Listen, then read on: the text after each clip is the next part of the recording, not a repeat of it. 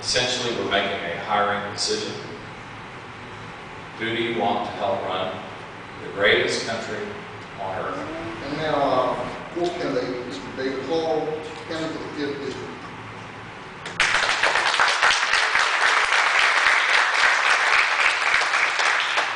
Thank you very much. Dr. Martin, good to be with you, Dr. Richardson. Appreciate the church putting on this forum.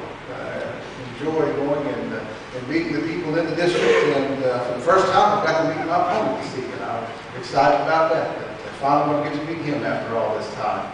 To Dr. Richardson, Deacon Collier, Reverend Martin, it's a real privilege to be in this historic church. I am David Hall. I'm a general contractor, small business owner, have been since 1989. Live in Goodlettsville. I'm here asking for your vote. I'm not a big shot. I'm not a big deal. I work for you. I'm a hired hand. We're excited to be a part of what's going on in the United States this year.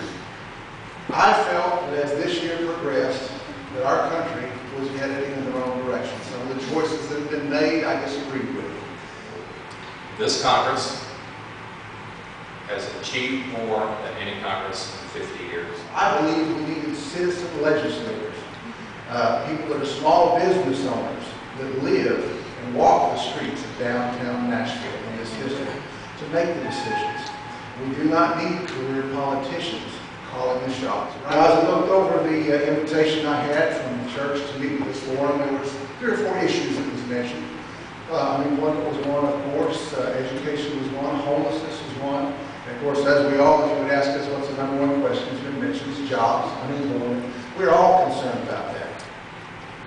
But my opponent and I, we disagree on what it will take to stimulate the economy, what it will take to get the jobs back in force as we need to do them.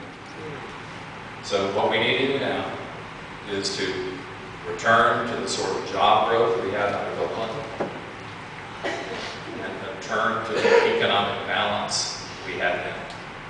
And America can do anything it wants to do. I believe we need less government, less intrusive government.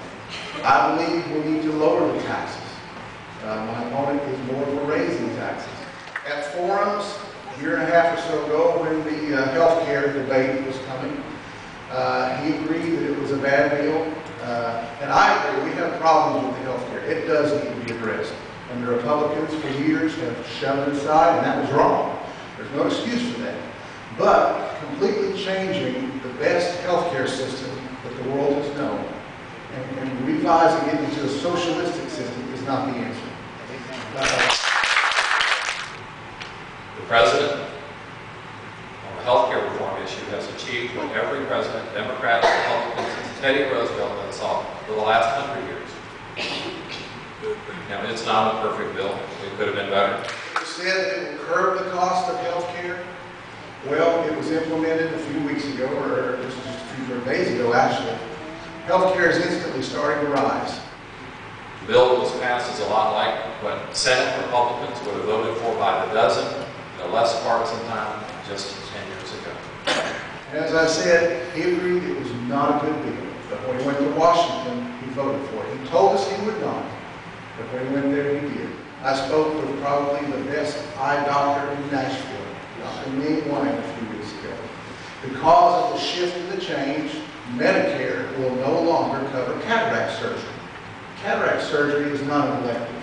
That's a necessity. But because of the legislation that's been put forth, now older people will not be allowed to get cataract surgery on Medicare. It's going to drastically change what we know. In, I believe it's 2 years, if you sell your home, you will pay what amounts to a 3.8% federal tax on your home. That's part of the healthcare system. There's so many things in here that have nothing to do with healthcare. The stimulus package, also widely criticized, and it too is not perfect. But I haven't met anybody yet who's not a sinner. I know I'm a sinner. The stimulus, it did not stimulate the economy. Mark, all these things, Obamacare, cash for clunkers, all of these things were massive spending bills. So we've got to give credit where credit is due, and we need to be critical when criticism is due. The bottom line is this. Not only do we live in the greatest nation on earth, Nashville is on the right track. We're on the right track despite the horrendous flood that hit us earlier this year. Right now, our country brings in $2 trillion a year. We spend right at $3.5 trillion a year. Now, we get lost in the zeros. But if you make $200 a week and you spend $350 a week, it doesn't take long before it doesn't work. Nashville and Tennessee have been on the right track. We're not there yet, but we're making progress every day. And I think it's important to stay on the right track. But I agree our country is headed in the wrong direction. But not doom and gloom. Let me give you a little good news. Our country was built on the foundation of the Bible and the Constitution. Those have not changed. Our culture is shifting away from that. But we will get back to that. I think it's important to stay on the right track. Thank you to this great historic church for allowing this forum to take place. Appreciate the opportunity to be here. That's where our country is. We are just about to lose what we have. And from the constituents that I talk to, they understand that, and they're desperate to get it back. So after this election, November 2nd, we will take it back. And our country will be stronger and better than it ever has, because we know what it was like to almost lose it and get it back, and then we'll endure it even more. It's good to be with you this evening. Thank you. Now we have questions from the audience. Most of the questions I got today come off being asked of Congressman Cooper. We have the majority of the questions. What I'm going to do, the first question, Mr. Hoyer, it says talk about Obama health care plan. What Obamacare will do will be put a noose around our neck with a big heavy weight and completely sink our ship fiscally. That is not to say there again that we do not need to change the health care system. There are things we need to do. It does need to be repaired, but it does not need to be replaced. But if left as it is right now, it will fiscally destroy our country, and it has to be stopped. The next question for Councilman Cooper. You recently voted in favor of the health care bill. Do you think it is constitutional to require all Americans to purchase health care? I'm not a constitutional lawyer, but the leading authority at Vanderbilt, Jim Blumstein, professor there, said that it is constitutional. So if you're going to test this in court, you better go to somebody who knows the answer. It's probably the best answer in Nashville.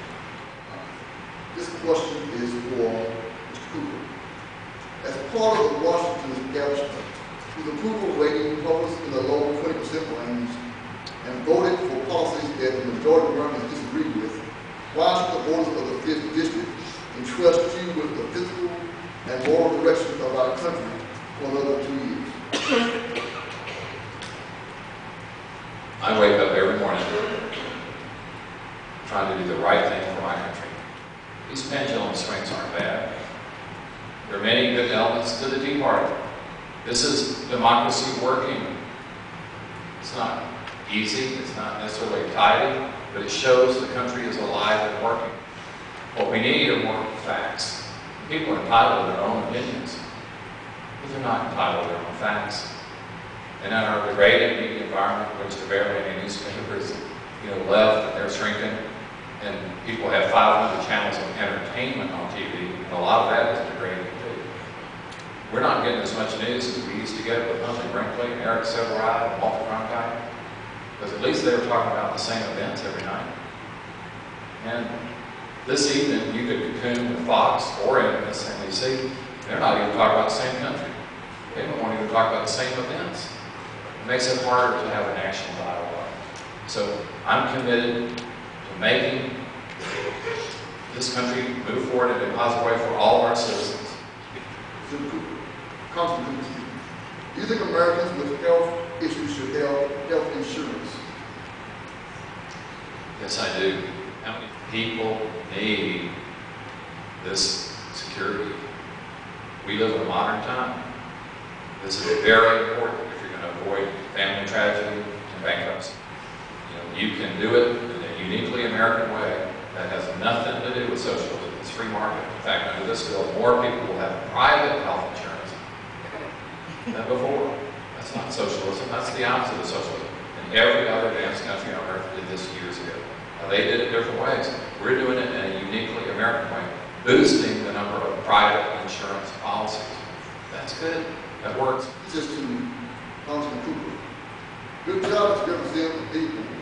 Since the majority of your constituents oppose health care, how do you justify voting for a bill that was drastically against the will of the people you represent?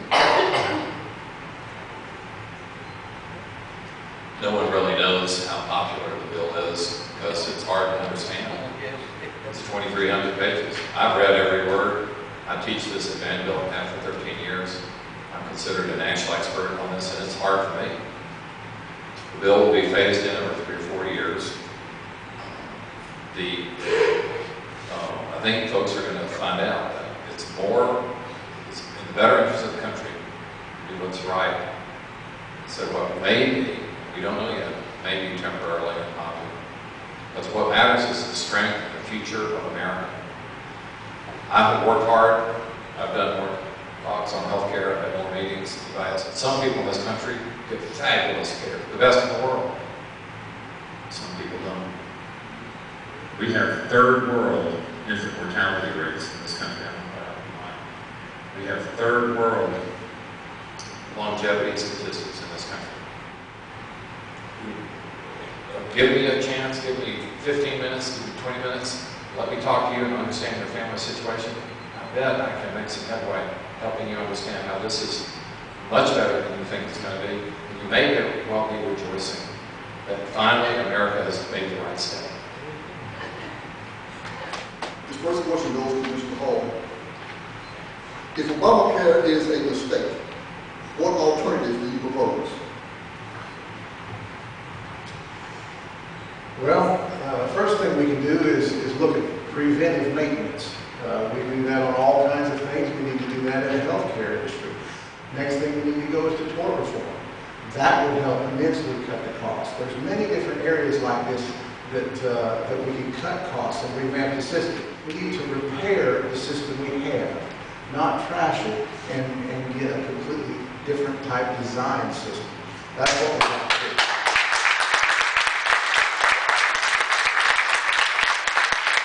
The direction that we're going, I believe, is completely the wrong direction. We spoke earlier of Sully that landed the plane safely, and we all are thankful that he was there with the experience to land that plane in the water. And I'm thankful for men that have that experience. But we have to realize that experience and just time in office are two completely different things. Right now, our country is an airplane that is in a nosedive, and it is about to crash. And we have the opportunity to decide, do we want another pilot at that ship, or are we just going to let the same one that put it in the nosedive try and land it at this point?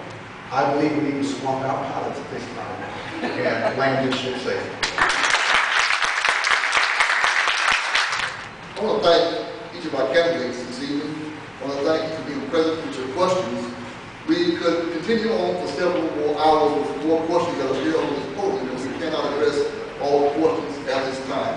So I'd like to thank Dr. Richardson and the Political Action Committee for putting together this forum. I'm sure that the candidates will be glad to meet you after this forum in the lobby or here in the sanctuary. If you have more questions for them, I'm sure you can call their campaign offices. And we want to thank you again for being present and have a blessed evening.